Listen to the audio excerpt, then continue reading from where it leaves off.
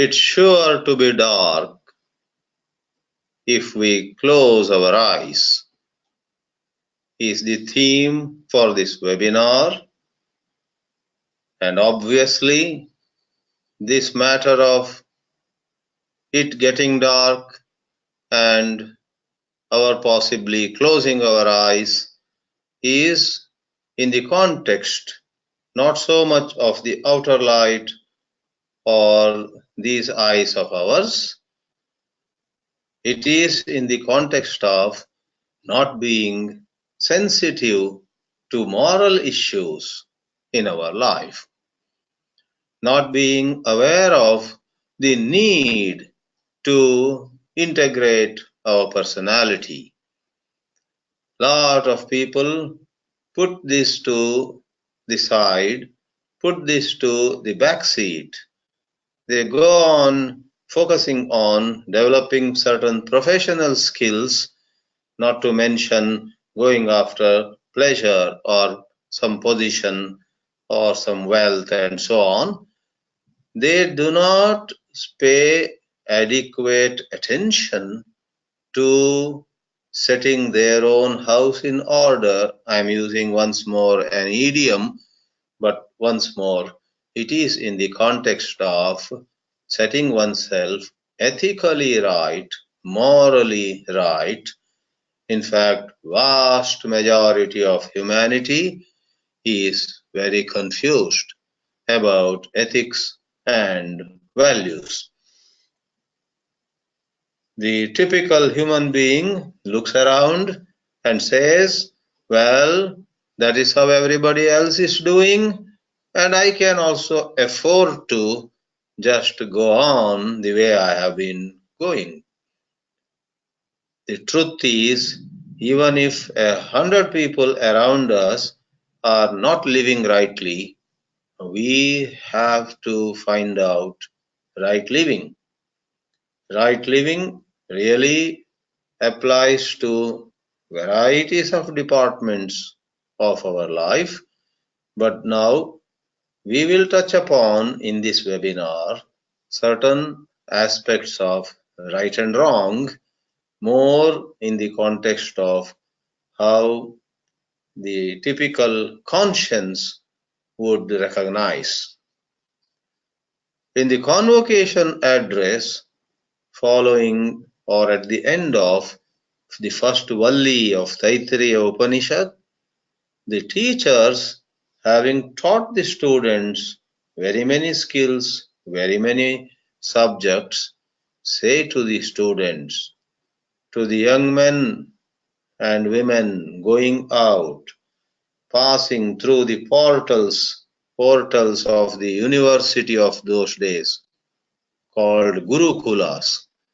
The gurus, the teachers say, Veda Manuchya Acharyaha Antevasinam Anushasti. That is how that portion begins, and the instructions are Satyam Vada Dharmam Chara. Speak truth and adhere to righteous living.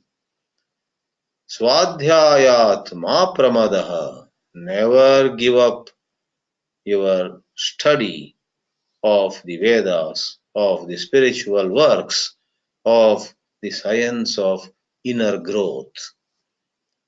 In a certain portion of Mahabharata, we hear Yudhishthira raises his hands, Urdhva Bahu Viraumi. I am crying, I am actually screaming with my hands raised. Please follow Dharma, my dear friends. Dharma alone protects you. Adharma will destroy you, though initially it may give you some pleasure and some sense of achievement.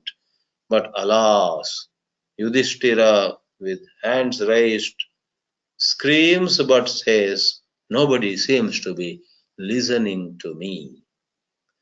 Today, in all walks of life, business or law or justice or education, and even in spiritual centers, human values are not sure to be protected.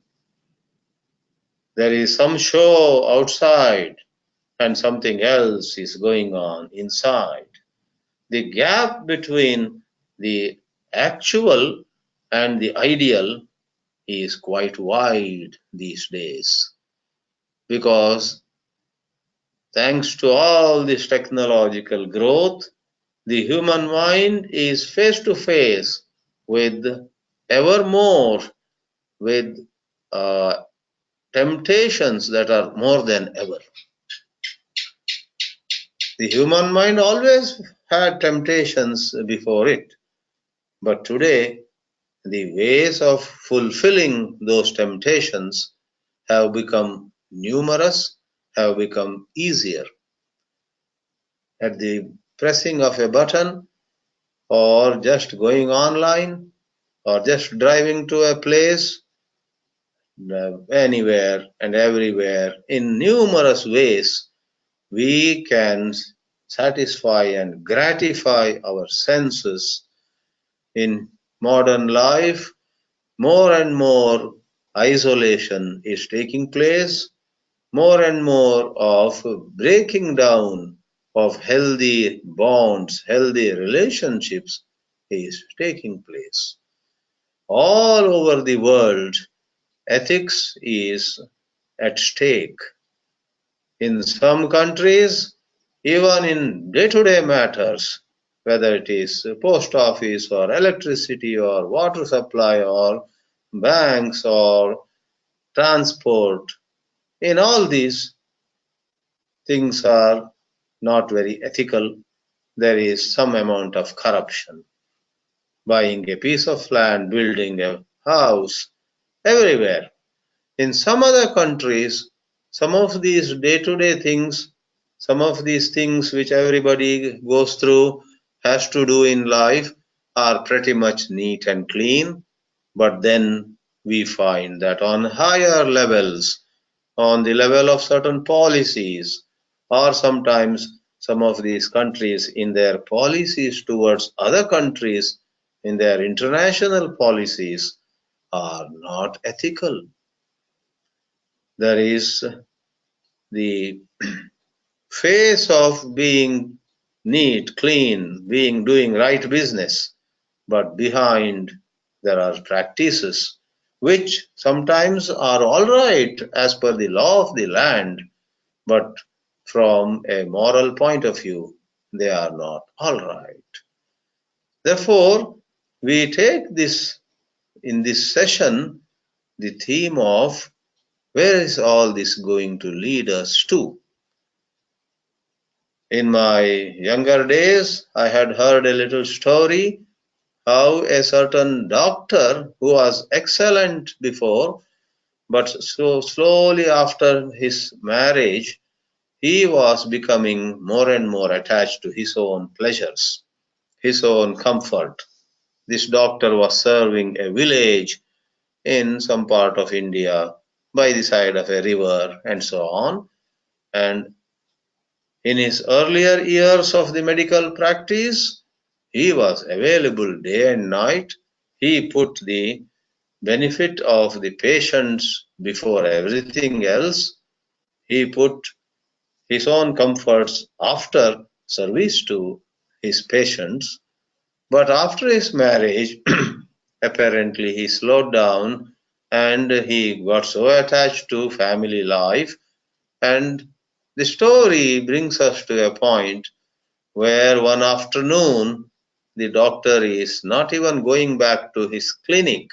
He is relaxing at his own house, and he is in a little pensive mood. He is not very cheerful.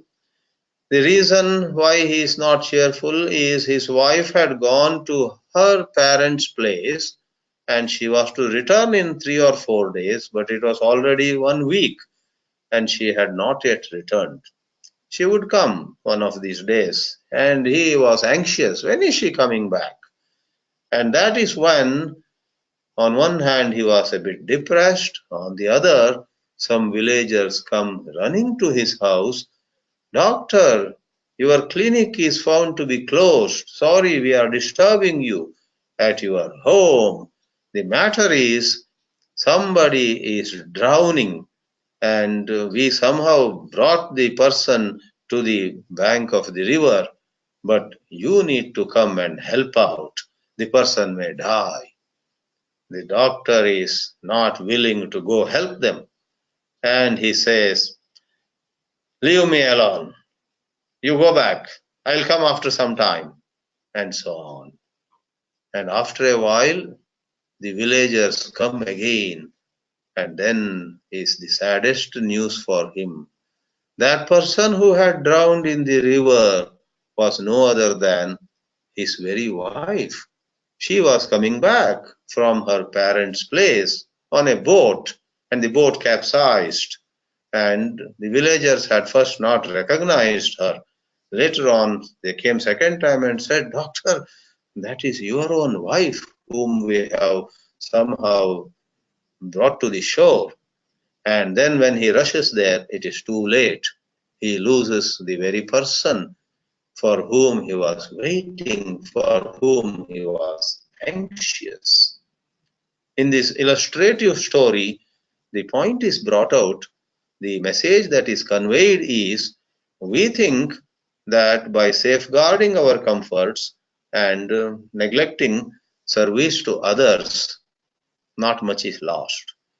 Spiritually speaking, all the more from a Vedanta perspective, the very division between others and us is questionable. To be good to others, spirituality is never tired of saying, to be good to others, to be honest to others, to be fair to others is a great service to ourselves. And to deceive them, to not look at their needs, to overlook certain areas where we need to serve them, where we need to pay our debt, where we need to be of help to them. If we ignore that, it is a disservice to ourselves. This is the spiritual truth that the scriptures have always talked about. In today's world, we find that people have so much of technical advantage. If they want to help, they can help others also in countless ways. But since the willingness is missing, we find every person is trying to become richer and richer, more and more secure, and isolate herself or himself. In the process, she or he isolates herself or himself. Modern life is full of contradictions. We have so much comfort, but we cannot claim to have greater happiness than our forefathers or our previous generation. The scriptures of all religions, Christianity or Hinduism, Islam or Buddhism, Judaism or Baha'i, everywhere we are repeatedly told to live a selfless life. That is where the theme comes up. If we close our eyes, we either don't read the scriptures at all, or don't listen to those words at all, or we apparently listen but actually do a lip service to the Holy Scriptures, then that is tantamount to closing our eyes. If we close our eyes, it is sure to be dark.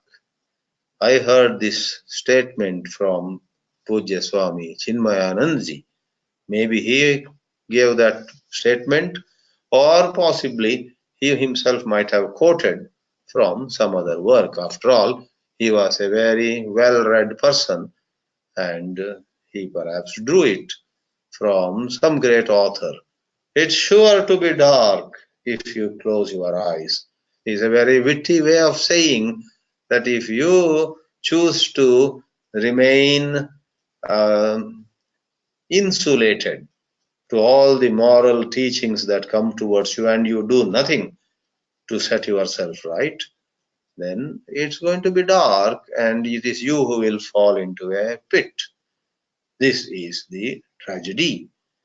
So we are in these words actually touching upon value education. Value education seems to be taken for granted in modern times, and even if a slightly larger number of people than what it is now get active, not about talking about values, but about actually living right values and gently helping others grow in values. Because values are a delicate area. I use the adverb gently helping others. In fact, I should apply that adverb in the first part also. Gently help ourselves too. Because by yelling and screaming, or by the carrot or stick approach, I reward you if you behave well, and I punish you if you don't. That is called the carrot and stick approach. That reward and punishment business or approach is not going to take us far. Though it may be better than utterly neglecting the area, but really speaking, for true results, for far reaching results, one has to go about this delicate area of enrichment in human values through a gentle approach, through a greater sensitivity. Sometimes it is not by admonishing somebody, but it is by softly asking a few questions, by softly expressing disapproval or expressing lack of approval, expressing or refusing to say, uh, yes, I agree with you. Gently you say, that's what you think you are going to do? Okay. You say that. That can have a better effect. Whereas if you yell and scream, the other person is going to say, if she is objecting like this to me, I'm going to do more. That is how the human ego operates. In his great work Upadeshasara, Sri Ramana Maharshi talks about two ways or two levels or two approaches to handling our own mind. One is quietening the mind. In his case, in the context of his teachings, he says by certain breathing exercises or by observing our own breathing, our mind becomes quiet. And he hastens to add, a quiet mind is not at all a transformed mind. Elsewhere, so many other forms of gratifying a human being, so many other forms of keeping people happy will give to us a sense of, everything seems to be under control. To somehow keep people happy and temporarily generate an atmosphere of peace is in fact no solution at all. When the bubble bursts, when the situation is really provoked at some point of time, you will find everything going haywire. Therefore, collectively or individually, it is not just calming the mind, quietening the mind, but it is about changing the very outlook, changing the very attitude or the way we see things. All right. How do we go for this better approach of not just helping others or ourselves calm our mind, but actually change our outlooks? That's why we called it already value-based education. It's not memorizing a list of human values, truth, non-violence, and so on. It is engaging each other and engaging oneself personally by oneself. One engages oneself in dialogues and actual exercises. In dialogues, one is made to open one's eyes to one's own erroneous ways of living. Therefore, we say that value education is, on one hand, a very, very important area of human life. On the other, it's not limited to academic life, to the colleges and schools. It is an ongoing process all the way till everybody's last breath. It's sure to be dark if we close our eyes. We are saying here, if we neglect, if we ignore, if we say, I don't waste my time, I am here to earn a little more, things are all right, and so on, it is sure to be dark. Therefore, on a daily basis or on a weekly basis, we need to put in our time and energy on examining and dropping false ideas, false ways.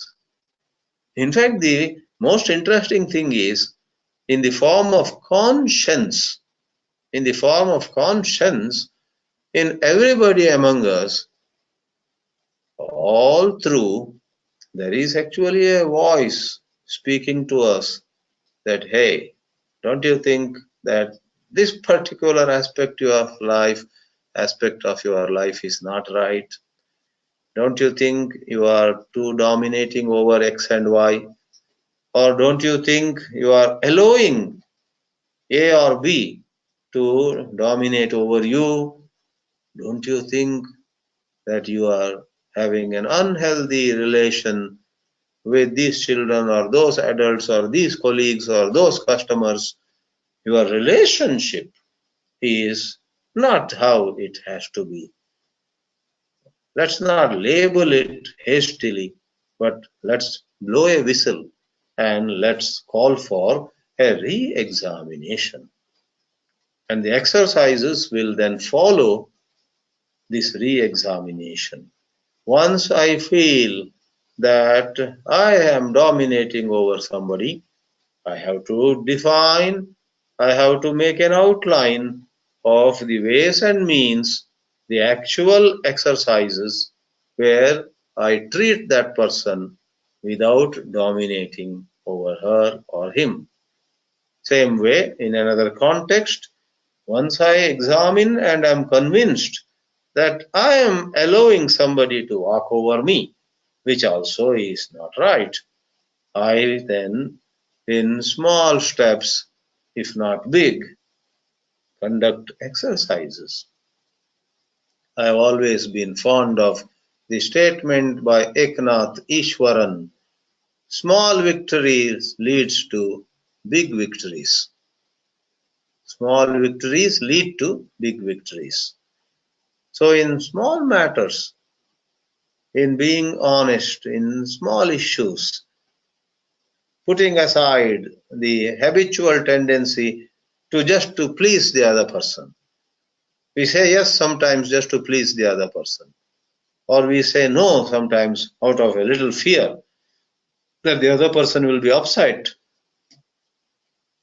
So our yeses and our nos are many a time driven by eagerness to impress or the fear of being in the bad books. Now, in those areas, one doesn't have to be rash or rude, or one doesn't have to be hitting hard. A gentle and polite yes, where it is right to say yes, and a gentle and polite no, where it is right to say no, would go a very long way.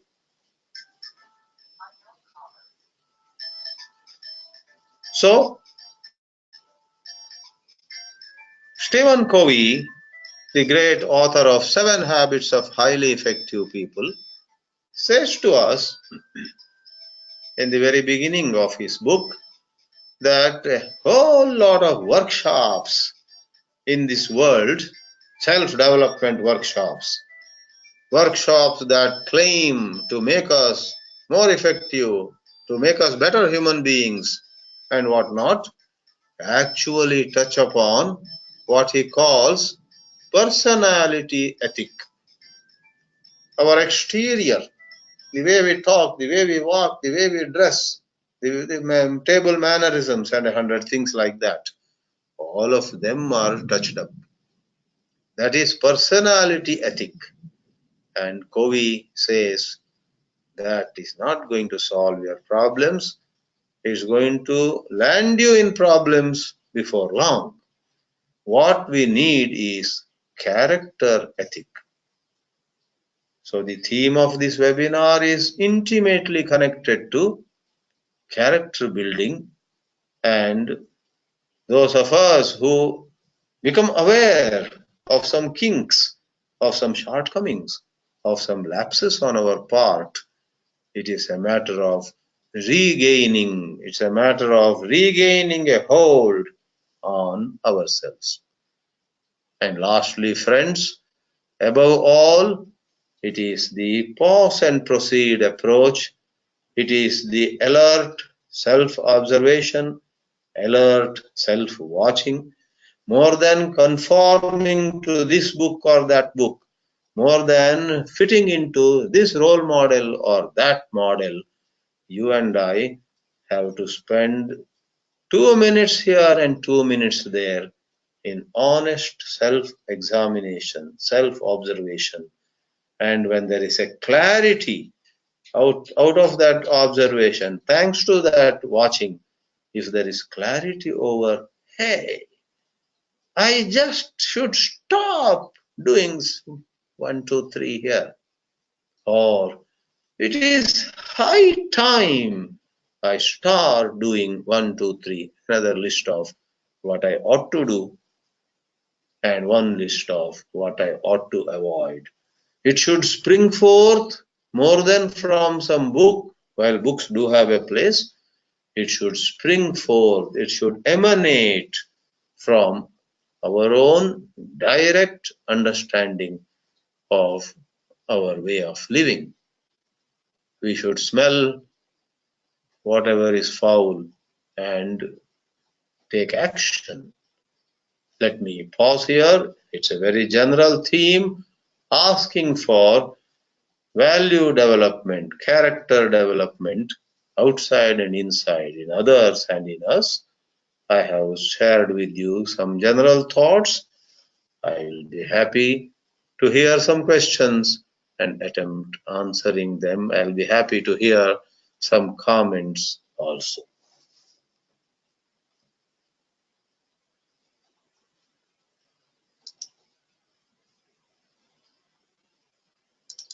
Let me see if there is.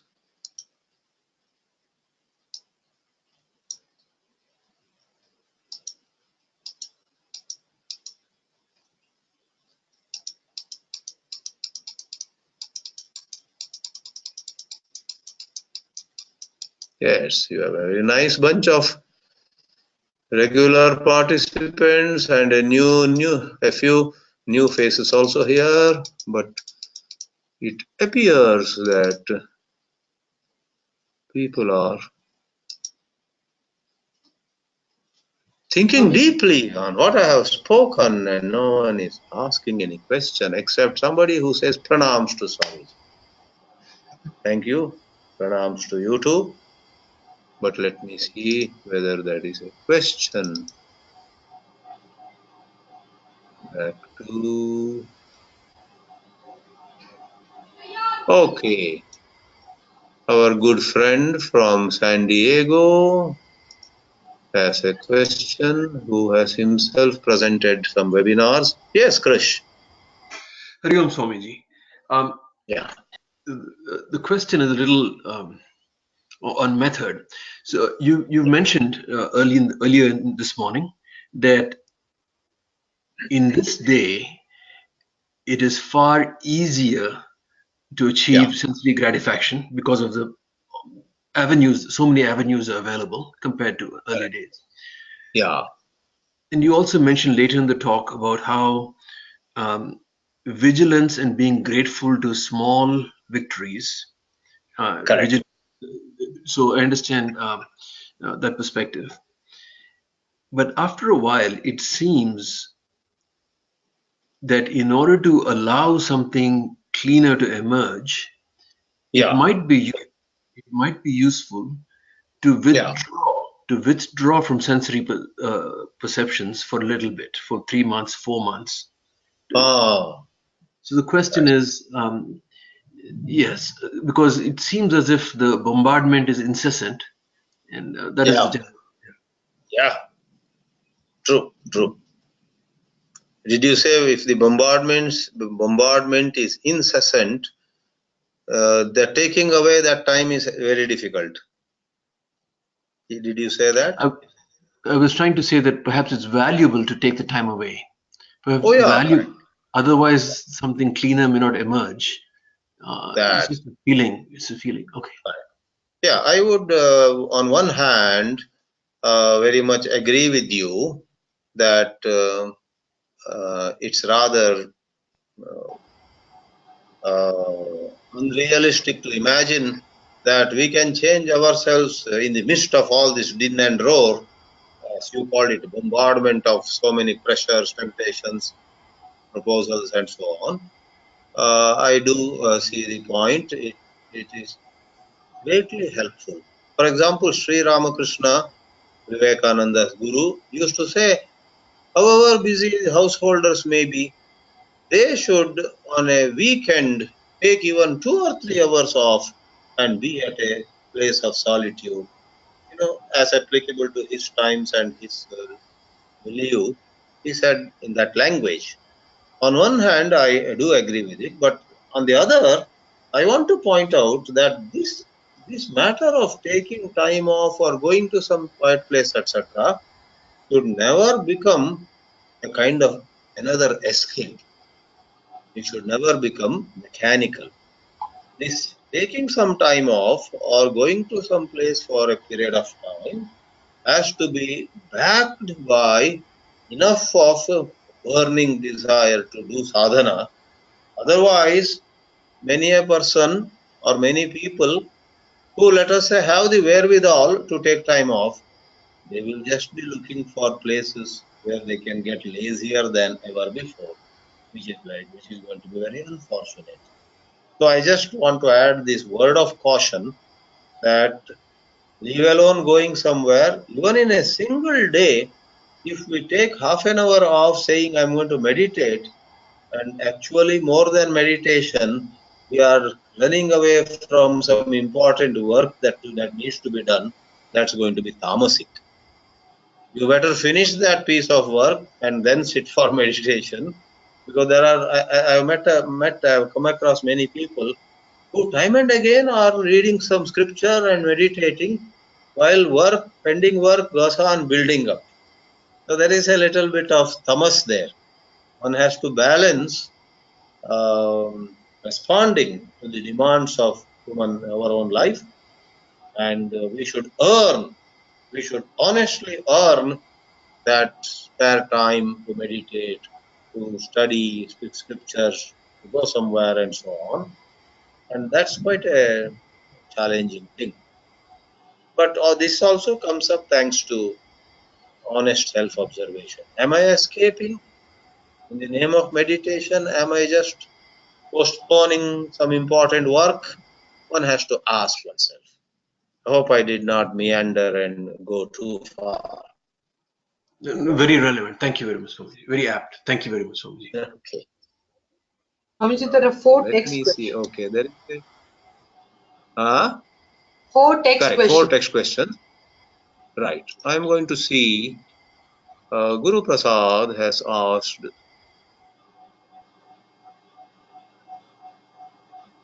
Yes, here. There are 4 or 5 questions on text. Yes, Guru Prasad is asking. Okay, this is where it begins. Values go towards building the foundation of character. Hence, they are non-negotiable.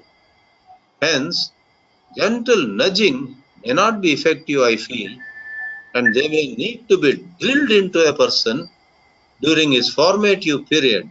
What is your opinion? Thank you for saying that. Yes, I do see your point. And actually, it is all about rightly understanding the words. When I say gentle nudging, I was trying to be cautious about a rather violent or aggressive or insensitive drilling. Sometimes elders, parents, etc., think that they are trying to make the younger boy or girl more value oriented. Actually, they are transferring their fancies and ambition over to the boy or the girl. So in that context, to be cautious against that kind of exploitation, that kind of knowingly or unknowingly,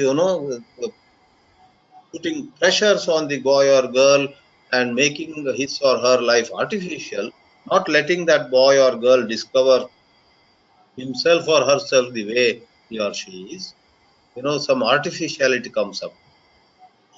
Uh, Trying to guard against it, I use the word gentle nudging.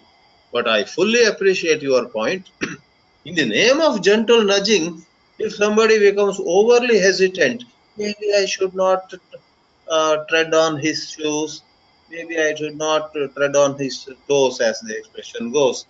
I think I will tell him tomorrow, or maybe I won't tell him at all, he may feel bad. That kind of undue hesitation, that kind of not calling a spade and not saying what needs to be said at the right time will also damage the other boy or other girl's character.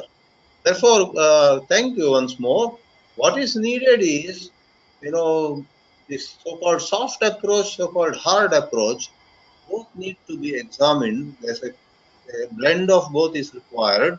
When you are hard, please ensure that you are not imposing your fancies onto the other person. And when you are soft, be doubly careful that it is not out of some tamas again, some kind of laziness. Why should I bother and that kind of. So interestingly, both the hard approach and the soft approach have right ways and wrong ways. Therefore, let me at this point add another adverb: be soft in the right way, be hard in the right way, because in both domains there are wrong ways too. Let me take this question by A.R. Ganti. Yeah. Value-based themes are emerging in many areas. Example, value-based healthcare delivery. Payment to care is based on outcomes. If it is approached from values, it will be more effective. You are right. So in my talk also, I had said that values are emerging, or value-based themes are emerging, as you rightly said, in all areas.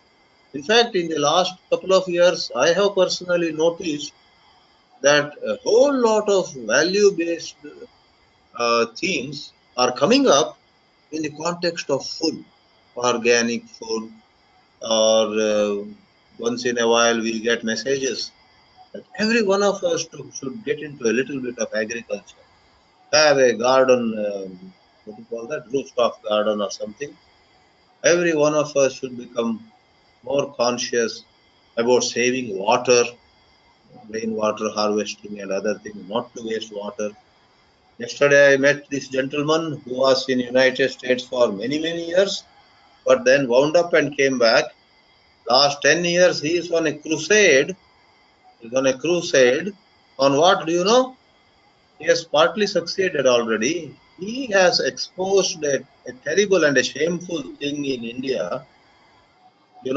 Thousands of miles are covered by Indian railways, and the Indian railways is really a shame, national shame. For decades, have a toilet system where the dirt falls right on the railway tracks. And this gentleman from Kerala was aghast He says that can cause so many diseases.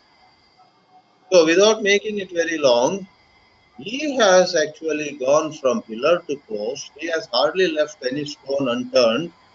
He has met the ministers, the bureaucrats, X, Y, Z, everybody. He wants the Indian Railways to completely stop the system of the dirt just falling on the railway track. He has given wonderful ideas like use the human excreta for generating electricity. And the good news is he was here with me in Bangalore when he went to Chennai for some conference. Just today I got a message from him. He says that Indian government has already changed the toilet systems to what they call green toilets, where the dirt is not left on the railway tracks. So, thank you, Mr. Ganti.